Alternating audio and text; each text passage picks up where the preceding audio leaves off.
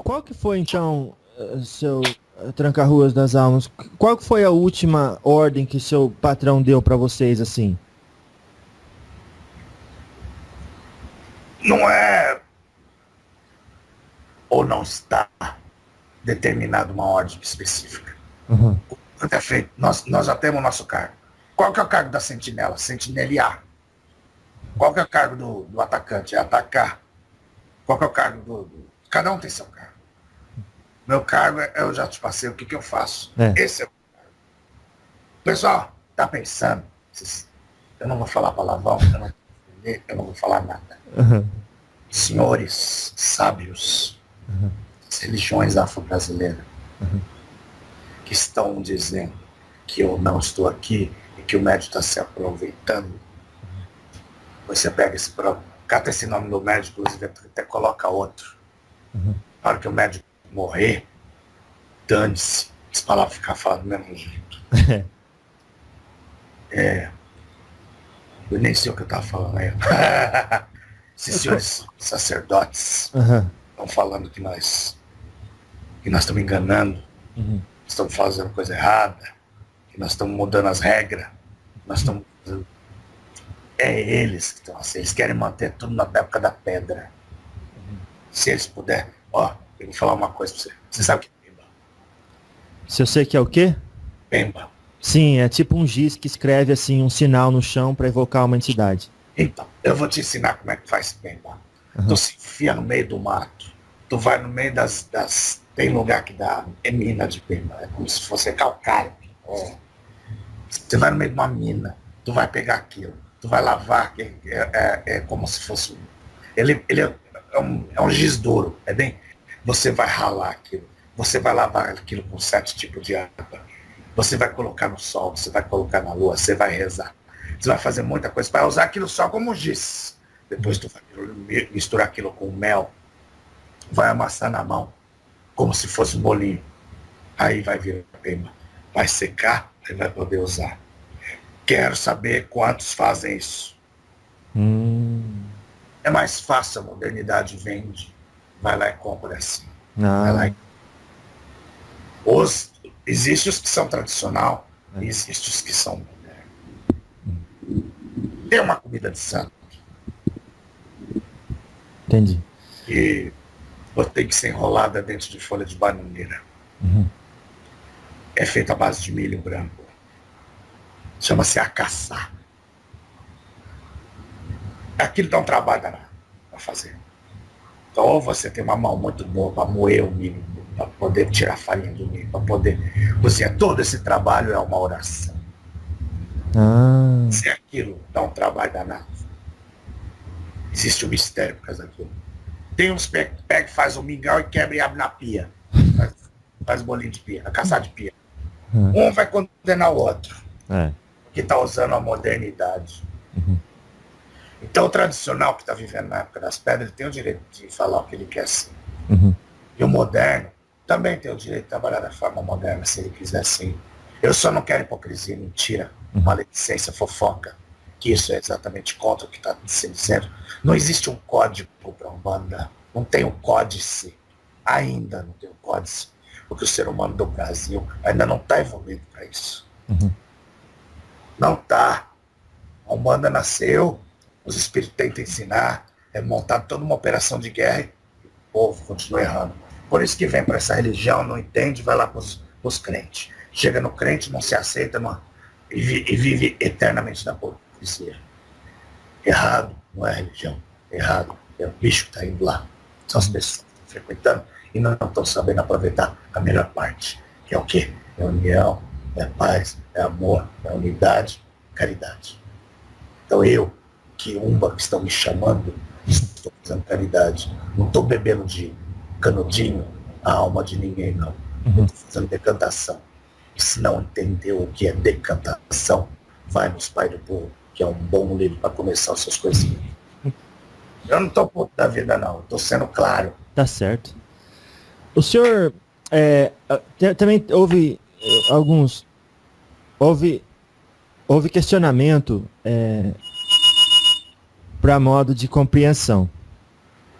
O senhor Antes da gente continuar, o senhor tem telefone aí no lado espiritual? que é isso? Como assim? É, telefone é esse negócio que tá fazendo esse barulho aí? Não, você é da casa. Ah, tá certo. Então não dá pra escutar, não. Não, tô brincando. Olha.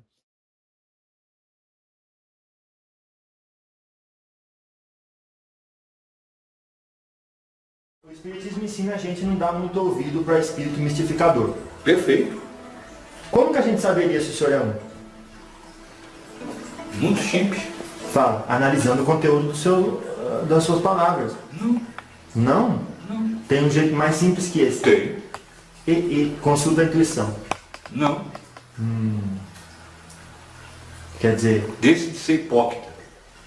Em que sentido, pai? Aplique aquilo no que você diz que acredita. Ah, entendi. Daí não faz diferença se o senhor está falando... O que você diz que acredita? Sobre qual tema, pai?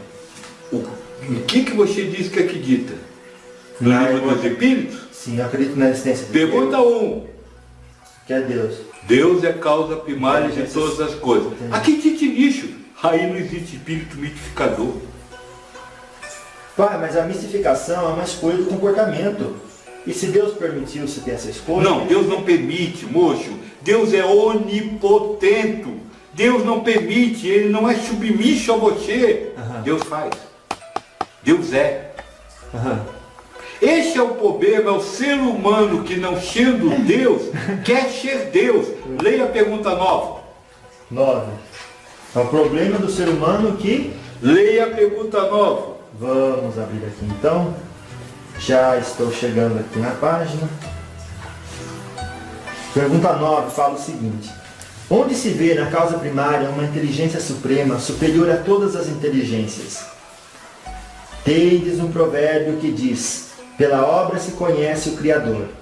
Pois bem, vede a obra e procurai o autor. É o orgulho que produz a incredulidade. O homem orgulhoso não admite nada além de si. Ah, é, né?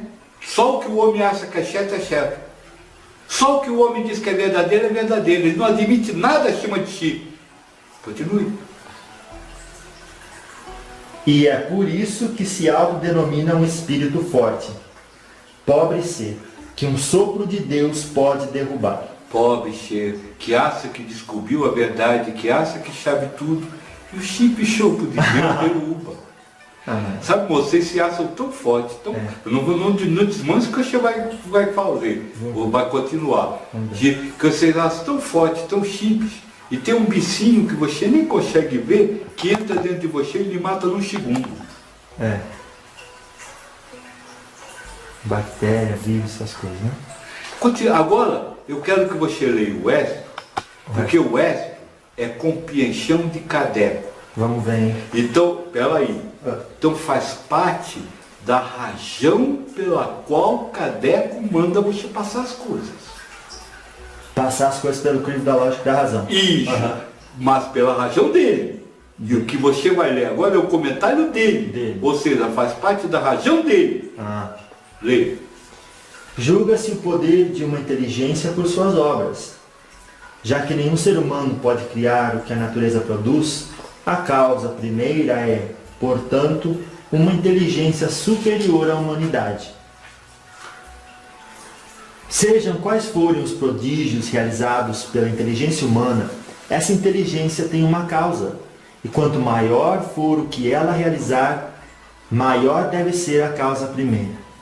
Seja o que você realizar, há uma inteligência superior que causa você realizar.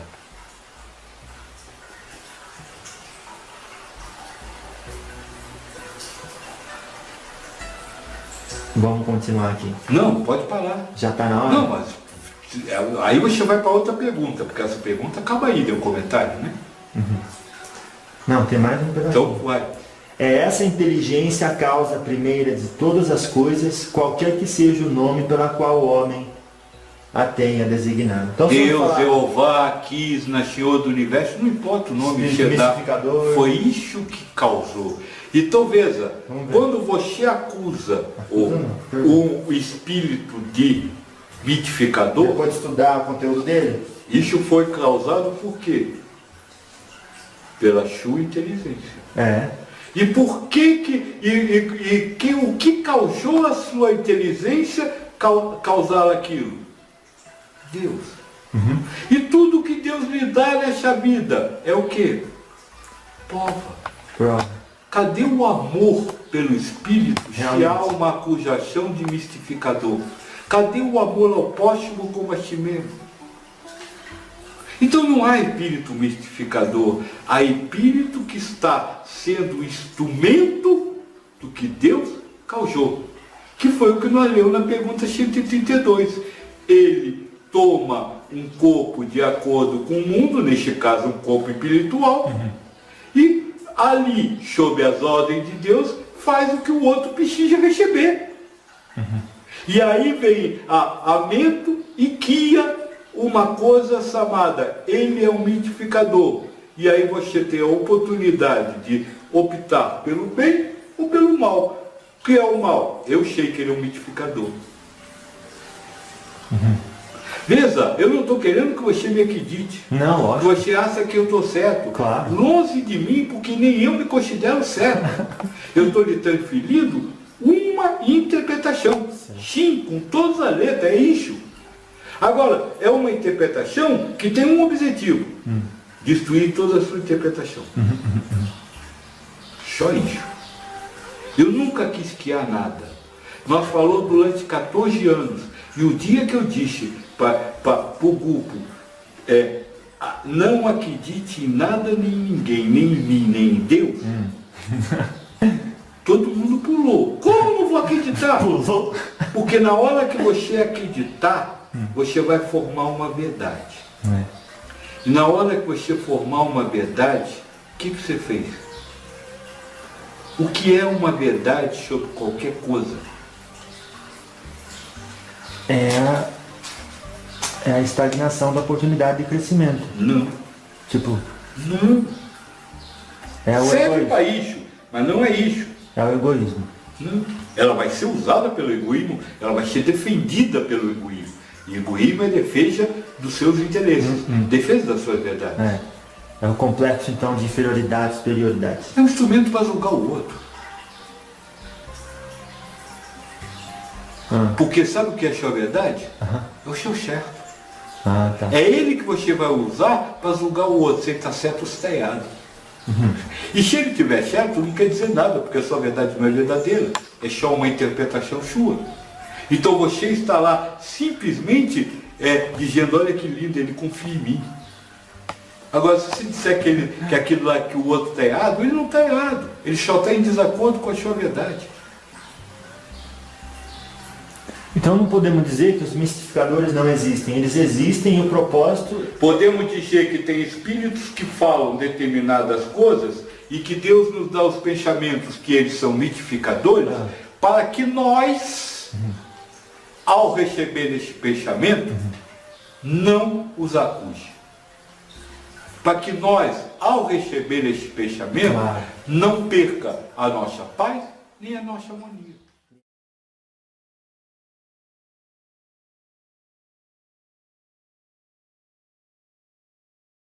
Por exemplo, pelo que a senhora está me dizendo, nós devemos então concluir que uma pombogira, ela nunca vai fazer um trabalho, aceitar um pedido de um trabalho para desmanchar o casamento de alguém. Não, filho, não. Porque a gente crê que a boboqueira vai fazer mal. Não é assim, filho. Não é assim. Não é. Para que desmanchar o casamento ou o casar que tem amor? Não pode fazer isso, não. Não, filho. E as pessoas, o que separa, não a boboqueira, não assistiu. Entendi. Então a senhora está dizendo, se alguém recebe um trabalho dessa ordem, e vai e faz acontecer uma maldade para um casal por conta de pagamento de alguém, não é um Exu ou uma pombogira que estava ali fazendo isso. Era outro espírito. Outro espírito que pode fazer, pode falar que a pombogira que é Exu, mas que não é. Entende? Entendi. Então, seria então aí um espírito zombeteiro. Claro, certo. Uhum. E a senhora conhece pombogira que já foi um espírito zombeteiro antes? Não compreendo. Sim. Você já conhece alguma espírito que na atualidade é pombagira, é isso que ele falou? Isso, se a senhora conhece algum espírito, aí no mundo espiritual, obviamente, que antes era... A maioria dos espíritos que os Exus levam para ser, de alguma maneira, corrigidos, né? Que levam a seus lugares para evoluir, são agora, depois do tempo, né? Uhum. São os colaboradores dos Exus. Ah, Ninguém fica assim e evoluir, filho.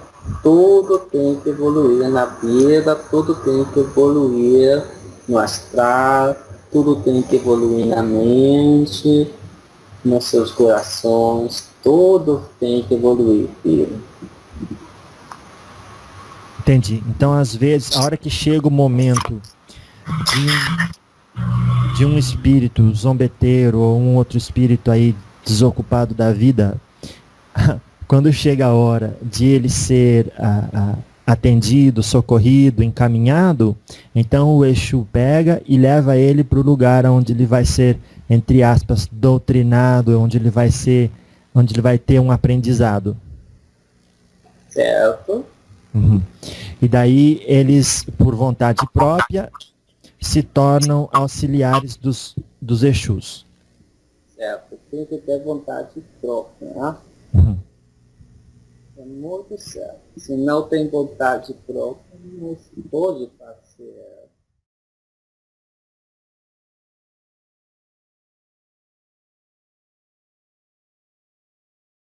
Mas olha, eu quero saber uma coisa. Como é que faz, então, temos notícia aqui na Terra que existem espíritos que ascenderam? Ou seja, Buda, Jesus, Yomoria Khan, esse povo. Que ascenderam. O que seria então isso?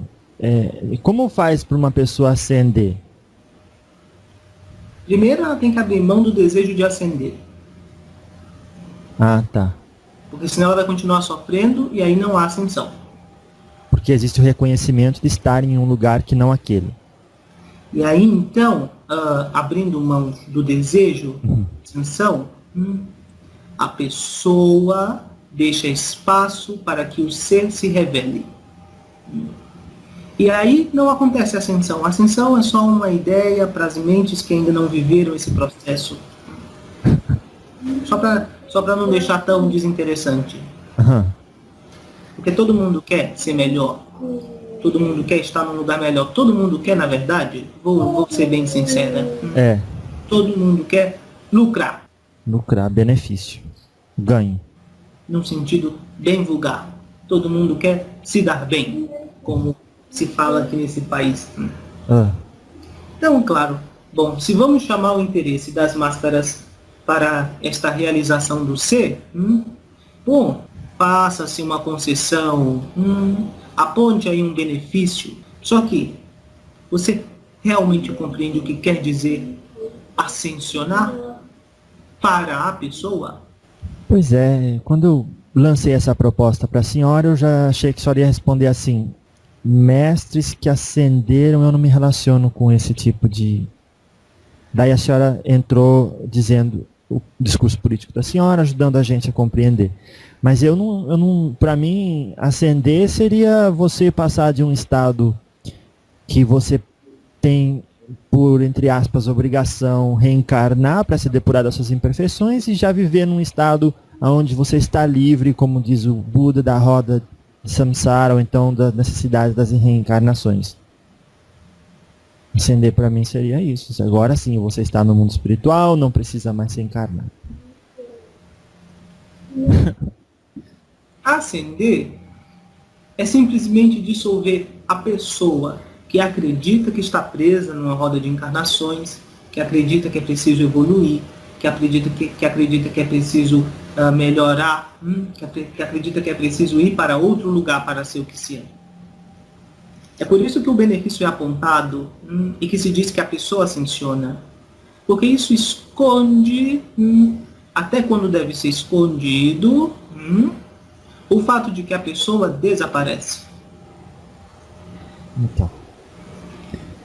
E aí isso não seria lucro para a pessoa, né? Seria essa a segunda morte, vó?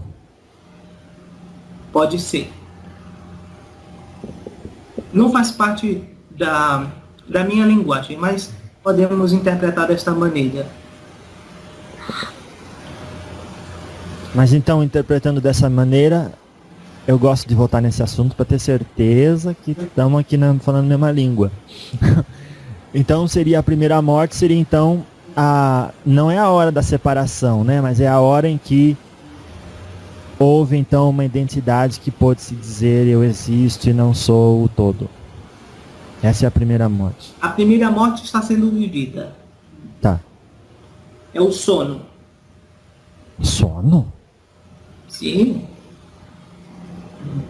Então eu estou aqui como um sonâmbulo? Você está aqui como um sonhador. Sonhador? Nossa, nem sonâmbulo? Não. Sim, porque eu estou imóvel, né? Como a senhora disse. Exatamente. Está paradinho na cama do espírito, lá no belo mundo espiritual, onde tem até clínica de reabilitação para fumantes. Ah lá. Dormindo, acreditando que é viciado aqui. Não, mas viu, peraí. A gente entende. A pessoa não quer ser viciada. Como? A pessoa não quer ser viciada. Qual pessoa? Todas as pessoas. Sim, certo. Então, tem que, uma vez que já mergulhou nessas experiências, tem que ir saindo gradativamente, né? Então, vai para esses centros de reabilitações. E não. Nesses centros de reabilitação, que suponhamos exista no mundo espiritual, claro, a única coisa que você recebe é um balde de água fria. Eita! Só pro caso de você ficar com preguiça de levantar da cama. Mas, vó, olha, a gente recebe notícias do mundo espiritual, não é? Mesmo? Que, por exemplo, conhecemos, do conhecimento de muitos de nós, a obra psicografada por Chico Xavier do Nosso Lar, né? Recebida pelo espírito do André Luiz, e ele conta sobre uma colônia. Então, às vezes eu questiono os espíritos e digo, bom, existe ou não existe? Daí eles dizem, bom, até quero a impressão da senhora. Alguns dizem, olha, a colônia espiritual existe para quem se afina com esta realidade, mas não é obrigatória para todos. Só que vamos ver como que a senhora explica. Se eu considerar que possa existir uma colônia espiritual, isto vai em contradição com o que eu disse no início, que o espírito é a perfeição plena por detrás de todas as coisas. Sim, mas não entraria em contradição com o fato de a senhora dizer que o humano continua humano e quando ele morre ele não vai necessariamente para o mundo espiritual, mas continua no físico de uma outra vibração. Ou qualquer outra palavra no lugar da vibração. Se tem seres humanos lá sendo tratados, só pode ser uma colônia humana. Isso. Que está em volta da Terra. Isso já é responsabilidade sua, localizar isso com sua mente. Não, eu só estou falando o que eu vi.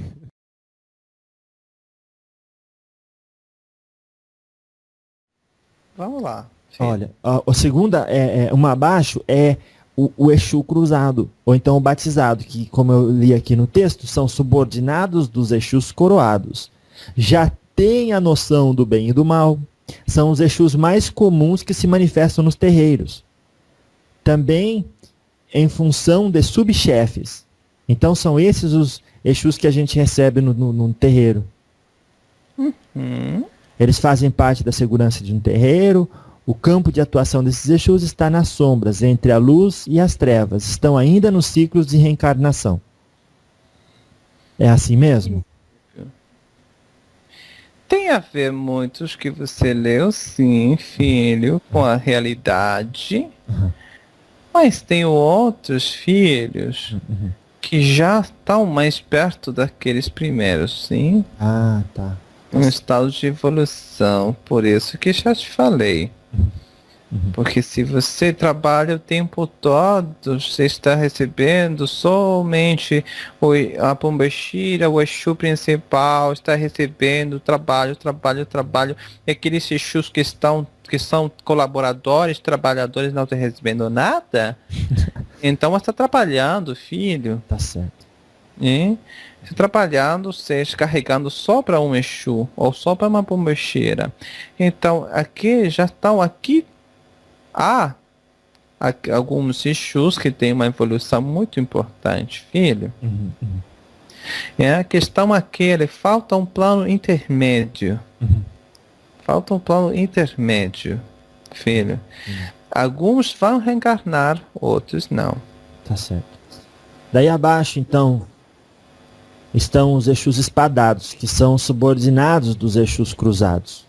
Espadados. Mas isso aí são só nomes, né? Mas o último é o Exu pagão, que, como eu leio aqui, eles são subordinados aos Exus de nível acima, que aqui está chamando de quiumba. Então, às vezes uma pessoa se manifesta lá no pastor, lá na igreja evangélica, e diz que, eu sou a pombogira.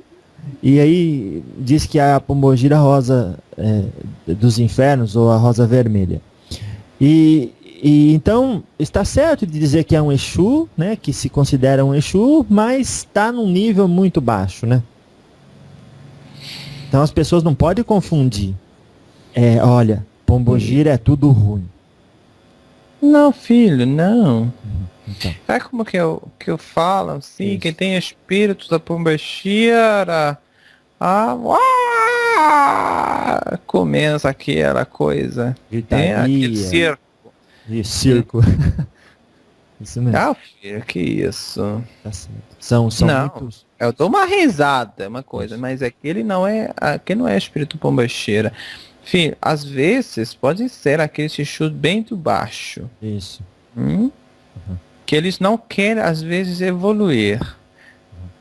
Então fica ali, na linha. Tá. Se não sei se é quiumba ou se é Exu, né? Porque aqueles são assim, os poucos elevados, os quiumbas elevados um pouquitinho, já passa a ser Exu, filho. Mas são os Exus do baixo. Entendi. Então, é por isso, filho, que eles às vezes se manifestam, mas sempre atraídos por aquelas energias negativas do cavalo, hein? Tá certo. E olha, só se manifestam os quiumbas que querem fazer o circo.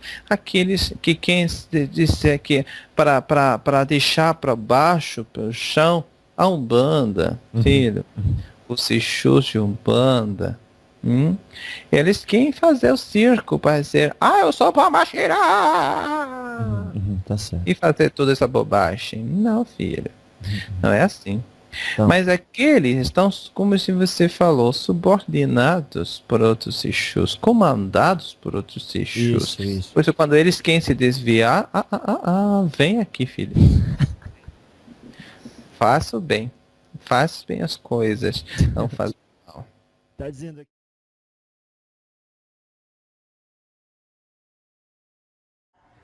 O que o senhor está achando da nova tecnologia aí, seu Zé? Olha, meu santo, vocês dessa terra são das evoluções, né? E nós dos espíritos, na falange de Deus, estamos cá para prestar caridade, seja por onde for. Mas para nós dos espíritos, isso não é novidade não, meu santo. Porque na falange maior já existem muitas formas, nas energias, né, de fazer comunicador e trazer luz.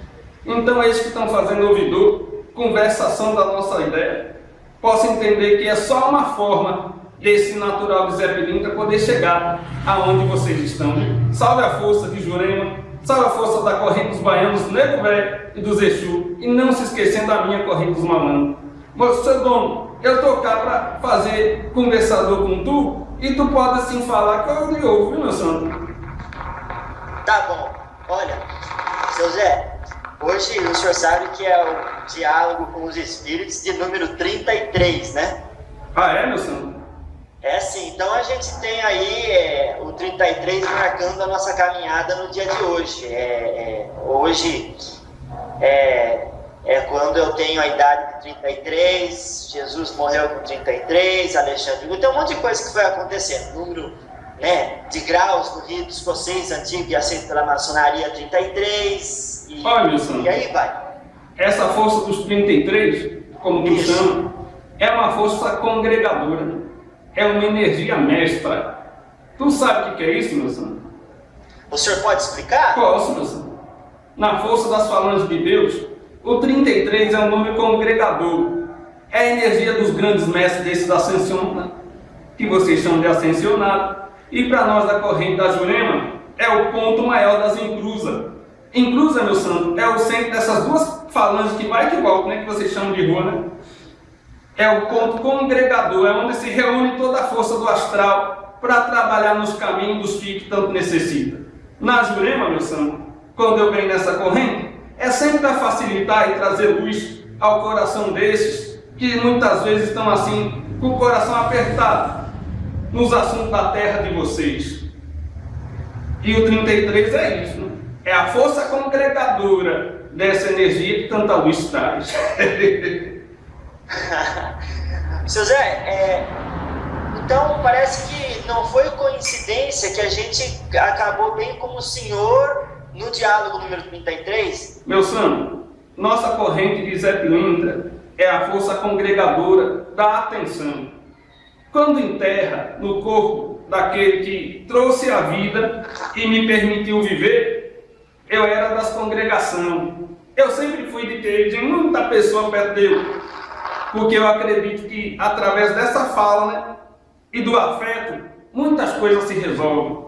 Quando as pessoas procuram eu, Zé Pilintra, sempre vem com o coração partido, por causa de um amor, por questão dessa dos patacos, coci, que as coisas do dinheiro da terra de vocês, ou uns problemas de saúde, ou dor, né? Essa que é a medicina dos cabras de branco não consegue se resolver, chegam cá e na força do benzedor nós conseguimos ajudar.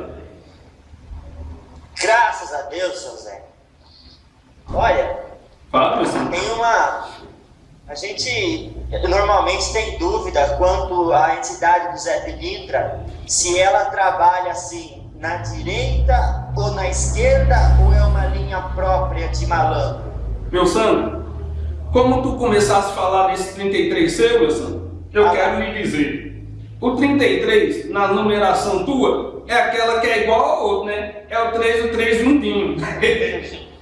E é nesse mistério que eu trabalho. Eu venho na corrente dos baianos, e hoje eu estou cá, onde foi criada e estruturada na força da Umbanda, para trazer principalmente a energia do sacerdote destes, né? Do culto da Umbanda, que já participa no outro canto, e que continua trazendo os seus conhecimentos através da nossa corrente de Zé Pilintra. Quando eu venho na corrente dos negros velhos, dos pretos velhos, eu trago o segredo de Angola, a força maior da força do chão, da terra e dos elementos todos desse planeta, né? Quando eu venho na corrente dos Exu, eu não sou Exu, nunca fui e não serei. Porque tudo na Umbanda é grau, né, meu santo? E como é tudo grau, cada um tem a sua energia. Mas eu, Zé Pilintra, tem autorização de Nosso Senhor do Confim de vir em cada uma dessas correntes, sempre trazendo uma força diferente dentro da necessidade de cada povo que aqui chega. Entendeu, meu santo? Entendi. O senhor, então, disseram uma vez que seu Zé Pilintra entra em qualquer boca. Que comentário que o senhor tem sobre isso? Olha, meu santo, na força de Deus, da terra de vocês, eu não estou cá para explicar, eu estou para confundir. Não venho com função dessa, meu santo. Eu venho só para lhe trazer a força e o axé de toda a corrente espiritual. Quando eu disse que nós temos um caminho aberto em todas as portas, meu santo, é porque nós estamos mais perto das energias e necessidade do povo dos encarnados como tu. Por eu ser dessas falanges de pouco tempo de desenvolvimento, meu santo, estamos falando na corrente de 200 ruas, né? Perto desse universo é pouco tempo, né, meu santo? Eu consigo entender e perceber a necessidade que vocês têm. E assim nossa falange, não só eu, Zé Pilintra, mas Zé Pretinho, a força de Maria de Navalha, que também é de minha corrente dos malandros, de seu Camisa Preta e outros capangueiros meus, que vem ajudando tanto o povo nesses casuais, nesses terreiros e nessas tendas de ajuda aos próximos, né, meu santo? Tá certo. A gente ouve dizer, seu Zé, que malandro se veste de branco porque não se sujam com a poeira alheia. É assim mesmo? Olha, meu santo, nós estamos sempre perto, mas dificilmente fazemos parte das dores e do sofrimento do povo. Por estar perto e ao mesmo tempo não se envolver com as dificuldades que esse povo tem, nós conseguimos sempre de uma forma muito espiritual ajudar aqueles que precisam. É verdade, sim. Tá certo. E agora, o senhor se veste dessa forma nas duas linhas ou na linha de esquerda é necessário se vestir de preto? Meu santo, nós respeitamos a necessidade e a forma de entender de cada casual, sabe? Porque o que menos importa é as coisas do vestuário da cara. Cada um dos guias que se apresenta na Zumbanda vem com alguns trejeitos ou debaixo de um arquétipo, meu santo, para que as pessoas dos encarnados possam compreender que aqui neste instante está um espírito nessa matéria que vem embaixo da força maior de Zé Pilintra, para que as pessoas consigam entender e visualizar, né? É assim enxergar-se dos olhos. Entendeu, meu santo?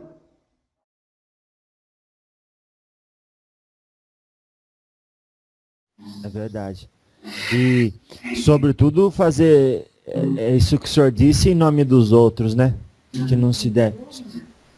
Não, moço, você pega assim, é tanto amor que as pessoas têm, né? É o pai pelo filho, o filho pelo pai, o namorado a namorada, o marido pela esposa. Moço, é tudo falso, né, moço? Tudo falso. Você pode pegar aí talvez uns 10% que realmente tem um vínculo de amor verdadeiro, com desapego, sem interesses materiais, sem interesses financeiros, sem interesse de subjugar o outro, porque às vezes não tem grana na jogada, mas tem interesse de subjugar o outro. Relações, vamos dizer assim, viciadas, né, moço? Então, para todo tipo de vício humano se dá o nome de amor. Nossa. Amor. É o amor, caralho, moço. Não tem amor nenhum aí. Tem posse, tem escravidão, tem vício. O amor verdadeiro é aquele que está lá em cima. É o amor que vem descendo lá do divino para vocês. Que bate na chama trina de cada um, moço, e diz: você é divino. Esse é o verdadeiro amor. O resto são relações passageiras, moço. Tudo aqui é passageiro, moço. Nossa. Semana Isso boa. é polêmica, porque as pessoas... eu amo. Vocês daí do outro lado conseguem ver, né? O que a boca fala e o coração não sente, né? Exato. Quando o povo vai num terreiro, porque eu amo fulano, que eu amo... Moço, 90% dos casos, ou é interesse financeiro, ou é interesse de querer ter a pessoa como brinquedinho, para poder mostrar para os amigos, para a família, ou é interesse sexual, como vocês falam, é tesão na pessoa que precisa ser resolvido de alguma forma, ou então é simplesmente vaidade. Aliás, tudo reunido nisso vai para vaidade, né, moço? Porque se você se considera a última bolacha do pacote, tudo tá à sua disposição, né, assim? Agora, vai se olhar no espelho, demônio, vai se olhar no espelho. Será que você merece isso? Vai se amar primeiro, vai se conhecer primeiro. Se dê o devido valor antes de pedir qualquer coisa em nome do amor. Talvez o amor mais próximo daquele que Cristo tentou ensinar-nos são daquelas pessoas que, vamos dizer assim, não se apegam a nada e nem a ninguém. São aquelas pessoas prontas a ajudar quando é necessário. São aquelas pessoas, os anjos da guarda de vocês, que estão aí para dar vamos dizer assim, um socorro naqueles momentos difíceis. E sem pedir nada em troca. Esse é o verdadeiro amor. Amor de verdade não pede nada em troca. Não cobra. Amor de verdade é doação sem retorno. Olha, o senhor tá falando igual um anjo. Só de chifre e rabo, né, moço? Mas essa história do chifre e do rabo, o senhor disse pra eu não falar pra não colocar chifre e rabo no senhor, né? Olha lá, não tem nada disso, moço. Eu só tô brincando com você, porque o povo já vai que pega os evangélicos aí vai falar, é o capeta que tá falando. Por falar nisso, temos uma pessoa que disse que o senhor chamou a Bíblia de livro de história, daí inverteu tudo a nossa conversa e disse que a Umbanda não presta atenção no Evangelho de Jesus, porque que a gente já não conhece a história da Umbanda, que a Umbanda tá fundamentada em coisa bonita e sagrada.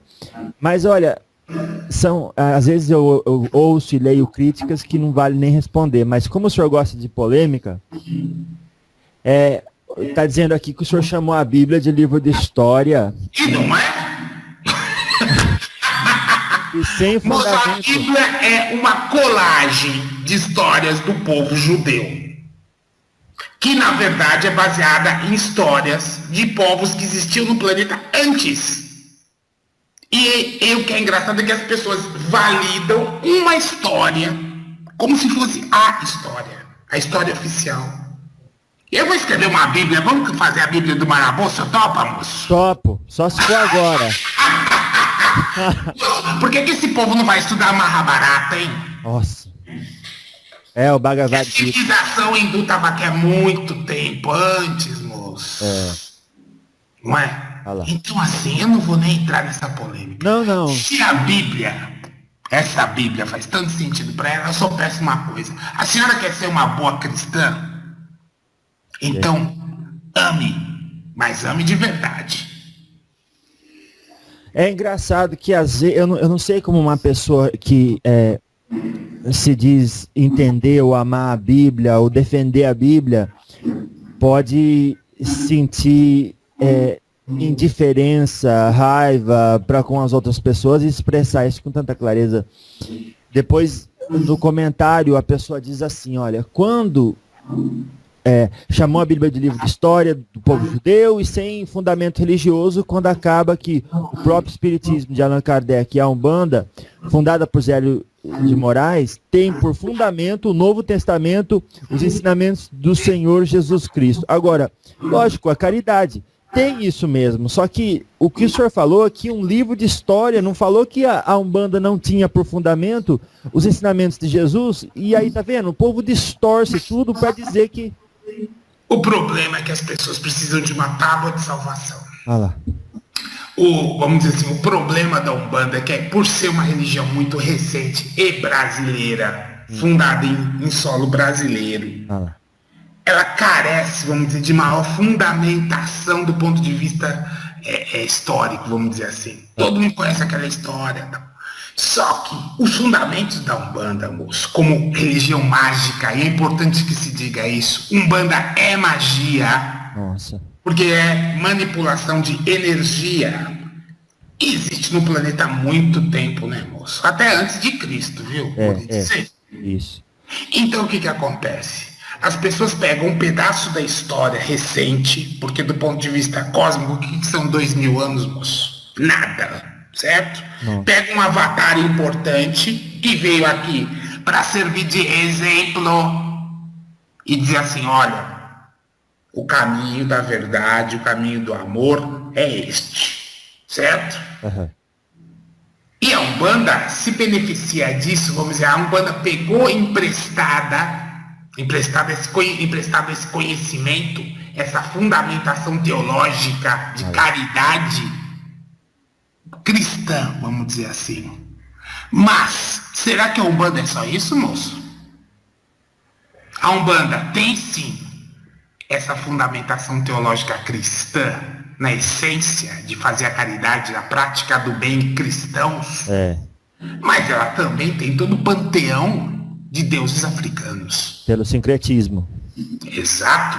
Ela não é só uma questão de sincretizar, é a questão de que se usa orixá na Umbanda. Uhum. Você não precisa dizer que São Jorge é algum. Não importa, moço, é a energia africana, da cultura. Então, quem que estava lá? Será que os negros africanos não estavam lá antes de Cristo, moço? Será que eles já não cultuavam os orixás deles antes de Cristo? E agora? Então vamos esquecer, vamos voltar aqui para a América, né? Você não tinha os índios aqui? Tinha. E os índios já não tinham uma cultura própria? Já. E não tinham seus deuses? Já. Não tinham seus deuses representados pelas forças naturais? Tinha. E o que essa mulher tá me falando de 2000 anos de história, moço, como se fosse a única verdade? Ixi. Então, assim, antes de apontar o dedo, vai estudar, moça. A senhora está sendo etnocêntrica. Sabe o que é isso? Justificar o ponto de vista da cultura cristã ocidental como a única viável e a única verdade. Vai estudar as outras verdades, porque esta é uma dentre outras várias. A Umbanda, para simplificar para a cabecinha de vocês, escolheu 3 vertentes que representariam a maioria de formação cultural desse país: o branco, o negro e o índio. Nossa. Isso. Então, por quê? Porque tinha a ver com, vamos dizer assim, a cabeça de vocês, né, moço? Eu não vou pegar por exemplo, a Umbanda, por que a Umbanda não escolheu Shiva?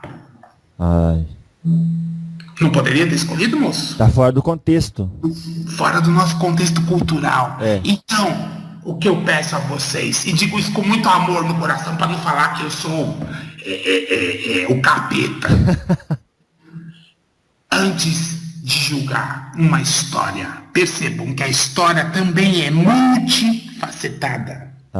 Ela é multicultural. Ela é multidimensional. Tem vários aspectos. Não se apegue a um aspecto como se fosse a verdade absoluta, porque isso é coisa de gente burra. Tá entendendo, moço?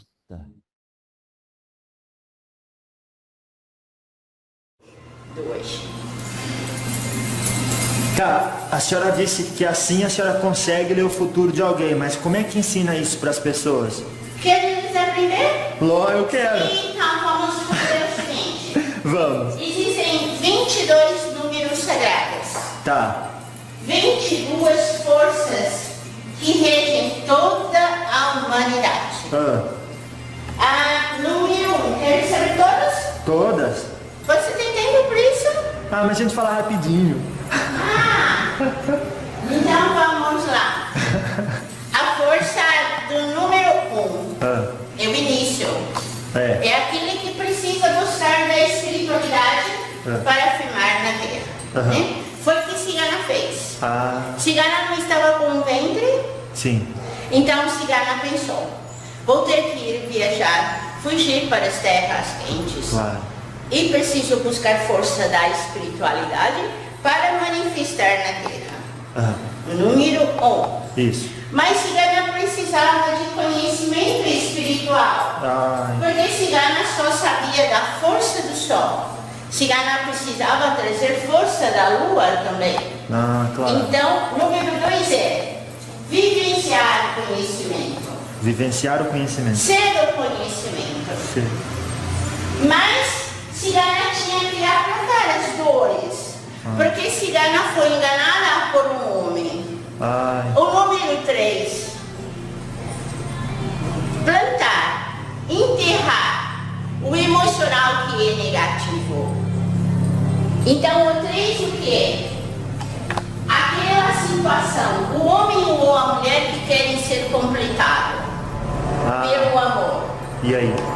Mas aí Selena precisou pedir para as forças do Sol e da Lua, porque ela já tinha o número 2, ela precisava pedir alguém forte, porque andar nas terras quentes estava fraca, com fome, com sede. E aí pediu magisticamente que viesse a força de um imperador. Aí numa caravana apareceu o número 4, o imperador. Rico, glorioso, e se apaixonou por Cigana. Mas ainda a Cigana precisava de mais conhecimento. Muito estático, só Sol e Lua. Ainda estava com o emocional precisando ser equilibrado.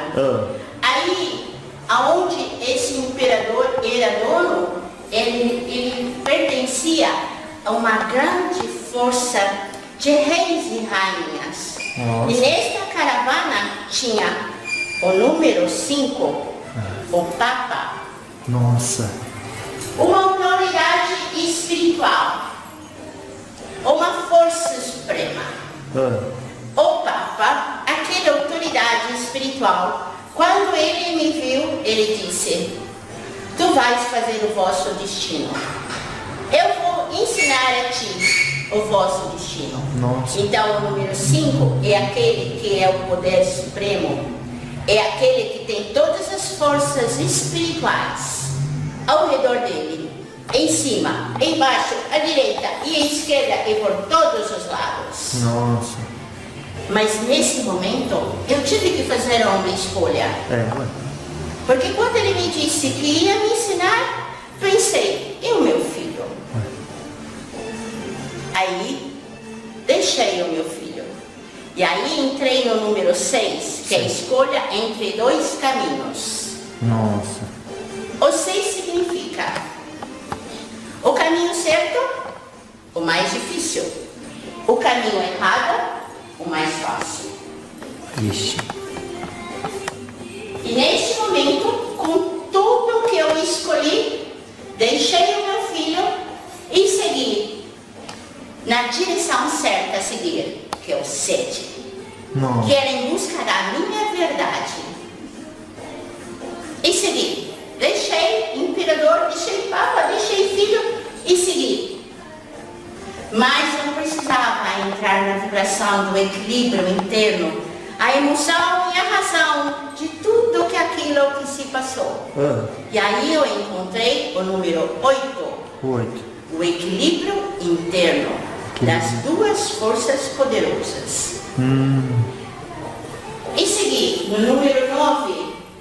Porque para se ter equilíbrio interno precisa silenciar a mente. Silenciar a mente. Encontrei a força do silêncio mental. Mas veio o número 10. A roda da fortuna sem dinheiro, como ia comer? Prestar atenção. A roda da fortuna, instabilidades financeiras. Busquei força, o número 11, mas a força interna daquela mulher que segura o leão pela boca. Sabia que ia conseguir e foi em frente. Encontrei o número 12, que é o círculo vicioso de estagnação. Nada andava. Olhei para trás e falei, ainda estou recebendo os processos do passado. Estou sem dinheiro, sem filho, sem amor e com fome. Olhei para trás e falei, eu preciso morrer para a mulher que sou, que é o número 13. Morrer para a pessoa que é. Morrer para o passado. Morrer para tudo e renascer numa nova mulher. Encontrei o número 14. Mudanças equilibradas começaram a surgir. Veio uma pessoa que me deu comida, uma caravana que me deu leito, um homem que me deu uma ilusão de um amor. Eu fui me alimentando. Mas numa noite de lua cheia, eu andando sozinha numa aldeia, uma grande capa negra se firmou, o número 15, o diabo. Todos os meus temores ali estavam nele. Nossa. E ele foi falando para que eu tivesse medo.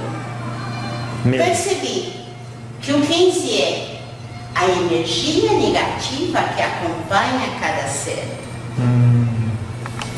Com medo, tive que derrubar o meu mental. Encontrei o 16. Derrubar é forma de pensar. As paredes que eu acreditava como certo estavam erradas. Nossa. Tudo que eu acreditava como certo estava errado, porque o 15 estava me mostrando isso. Claro. Então, o 16 derruba a forma de pensar.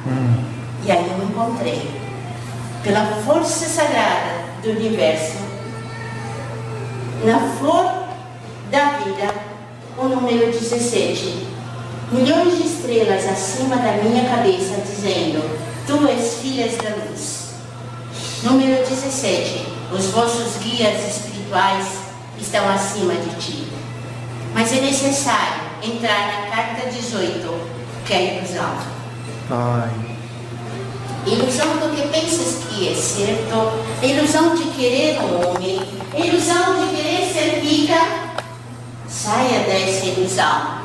Número 18. Porque tu és filha do sol. Número 19. Não existe uma capacidade como a tua na Terra. Você é única, não existe um outro sol. E aí vem o destino firmado. O 20. Tu tens um destino firmado. Para entrar no número 21, que é o sucesso e a realização, é porque entrar na força do 22, o salto corajoso. Tu queres essa vida? Então pule. Estás em frente para um abismo? Vem até aqui. Mesmo que o mundo não acredite em ti, vamos, pule.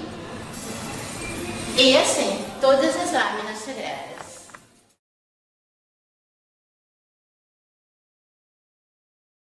Eu que desencarnei de forma natural, sofri pela arrogância e pedância.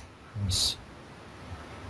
Imagina uma pessoa que se tira a vida, ela vai estar mais presa ainda dentro da grade mental dela mesma. Ela não suporta. Agora vamos falar um assunto que eu gosto muito de falar. Vamos ver. Eles falam muito de aborto, não? Muitas religiões é contra o aborto. É. A de vocês também, não é? É, certamente. Porque o espírito já está preparado para encarnar desde o momento que ele surge na barriga da pessoa. E se ela aborta, ela está interrompendo o espírito de fazer aquilo. Tá. Agora eu vou dizer uma coisa.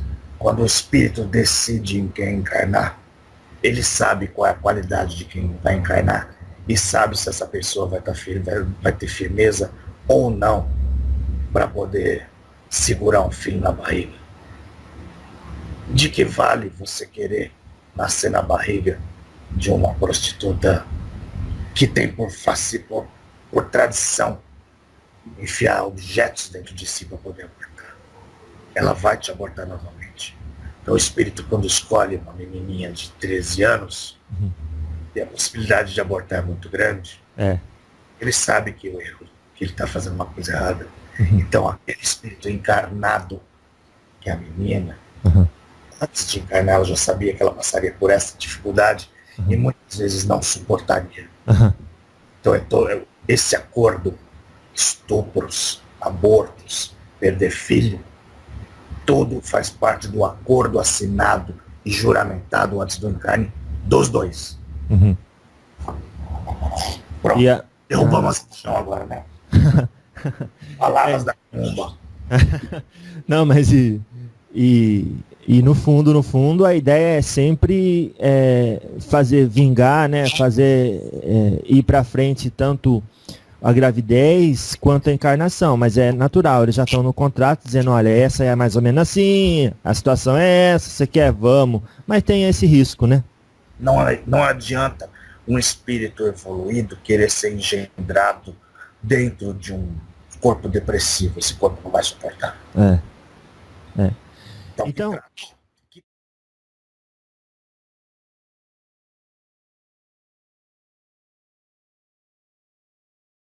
sobretudo quando se trata de órgãos que a gente não vai mais usar, por que não doar a todos? Exato. Acho que as pessoas têm medo de... Por exemplo, quero doar comida aos pobres. Aí ela vai lá, vê o que está sobrando, e ela faz daquele arroz velho, aquele feijão já com bichinhos, aquela carne que já está quase podre, ela fala, nossa, eu dei um monte de comida para caridade. Isso é caridade? Não, caridade é no mercado e comprar o melhor arroz, o melhor feijão, a melhor carne e doar para quem realmente precisa. Isso é caridade. É dar roupa, não é aquela roupa velha, é a roupa que você usa e que é boa e é bonita e você vai dar para a pessoa que precisa. É dar aquele sapato novo que você tem. E você está tirando aquilo que te é de melhor para doar para o outro. Isso é caridade. Não é dar aquilo que não te serve mais. Doar o que não te serve mais é bom senso, filho. Assim, mais alguma pergunta, filho? Doar o que tem de melhor seria então, no fundo, a gente não dirigir, na verdade, os nossos esforços para as coisas materiais, porque notavelmente não conseguiríamos resolver o problema na raiz. Então, de repente, doar o melhor, a melhor caridade seria, então, fazer realmente aquilo que Jesus falou, né? Amar a Deus sobre todas as coisas, o próximo como a si mesmo. E quando você se ama, você se melhora, você se torna uma luz na humanidade de escuridão, onde outros à sua volta são capazes de ver mais a distância e compreendendo a si mesmo, no reflexo que você está proporcionando a ele também consegue se virar ou então acender a própria luz. Não seria isso, então, a maior caridade? Exemplos são importantes, filho, mas a maior caridade que eu digo é, se for, por exemplo, no que você é bom. No que você se acha bom. Qual o seu caminho? Você se acha um bom orador, você sabe conversar, você sabe orientar. Então fazer caridade para você é doar o melhor, o que você tem de melhor. Que é saber orientar as pessoas. Sim, claro. Então isso é seu melhor, essa é a sua caridade. É doar o melhor de si, não o resto. Se eu sou, não sei, um bom cozinheiro, o que eu posso fazer? Eu vou fazer a melhor comida que eu sei e vou doar isso. Se eu sou um cientista, eu vou fazer o melhor experimento e vou doar isso. Cada um tem um caminho na vida e cada um sabe o que é o seu melhor. O que eu estou dizendo é, sim, exemplos são importantes, mas caridade não vem de exemplo. Caridade vem do ato consciente de querer doar o que é o melhor de si. Ah, sim, aí sim. Porque eu falo assim, porque tem gente que vai ouvir e às vezes vai ficar triste agora e não vai mais doar as coisas. Se tá seguindo no coração... Continue fazendo... Não. Continue fazendo a doação da cesta de comida, da roupa que não te serve. Mas isso não é caridade. É bom senso. Isso é bom senso. É o mínimo, né? Muito pelo contrário, filho. Tem muita gente que precisa. O país é tão pobre, às vezes, para algumas pessoas, que tudo é necessário. Sim. Não é? Isso é uma questão até de consciência social mesmo. Que muitas pessoas também não têm. Não é? Mas o que eu estou lhe dizendo é, caridade é doar o que você tem de melhor. Não o que lhe está sobrando.